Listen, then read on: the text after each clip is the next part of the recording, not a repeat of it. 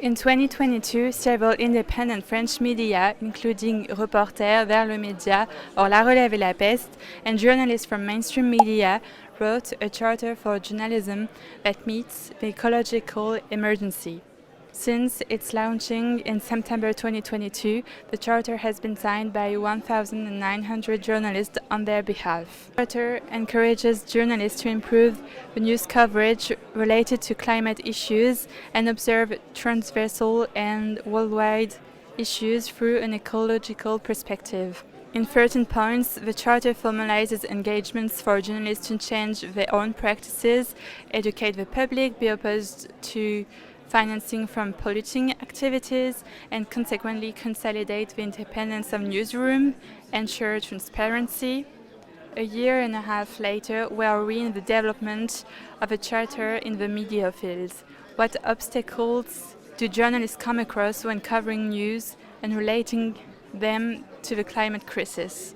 I met Laurie Debove, chief editor of La Relève et la Peste, a media devoted to climate and biodiversity issues. It is important because these past years we observed a resurgence of climato-scepticism in the media, but also some kind of censorship among the redactions, which can be feared to be called as militants and not journalists. Since the launch in September 2022, it actually created a very strong debate in France among the redaction.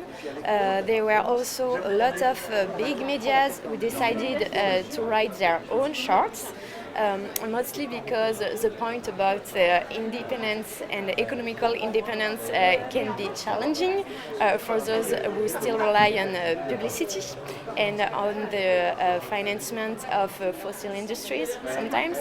So that can be trickful. What is really important is that not only it has been a public debate and in the professional field of the journalists in France, but also it awarened a consciousness among the public of why this is so important to have this kind of debates now.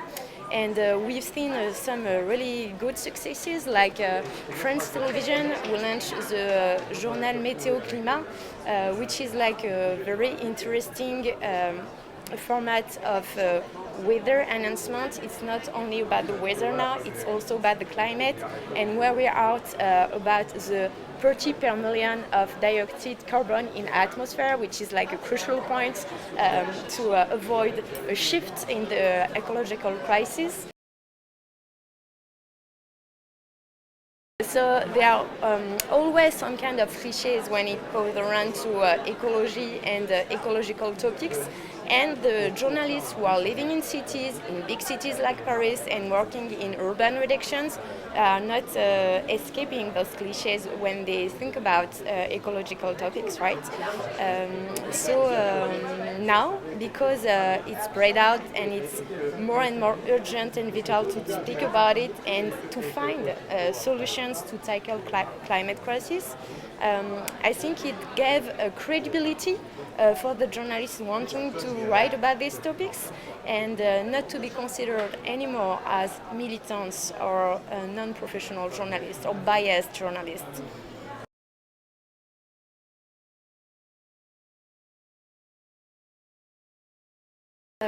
Obviously, in independent medias, who have a total liberty of tone, total freedom of tone, you can write about anything that you want. For other medias, and especially those who are the property of billionaires in France, and the financing of the media is actually the central nerve of what a media can have as a liberty of speech, liberty of tone to write about these subjects, right? We have a very, very strong concentration of the media in between the hands of billionaires. And they are not doing it by philanthropy. They are doing it because when they buy media, they have a control on a broad audience, large audience, and of what can justify their extractory activities in foreign countries. Some big medias have signed the Charte in their names, like like RFI, if I recall correctly, also certain shows like Le Dessous des Cartes from Arte, but the biggest ones decided to create their own charts because they could just avoid the issues they don't want to face. Ecological crisis should no longer be some kind of rubric in the corner of a website or at the end of a newspaper. This is a prism in which we have to study and observe all the changes in our societies, in our modern societies. And with this chart, we try to bring that consciousness to our fellow journalists so that it's no longer considered as a rubric, but as a vision of the society, of the world we live in. We have to respect the boundaries of the Earth, of our system Earth, and so every economical decision, every political decision can be scrutinized in this paradigm.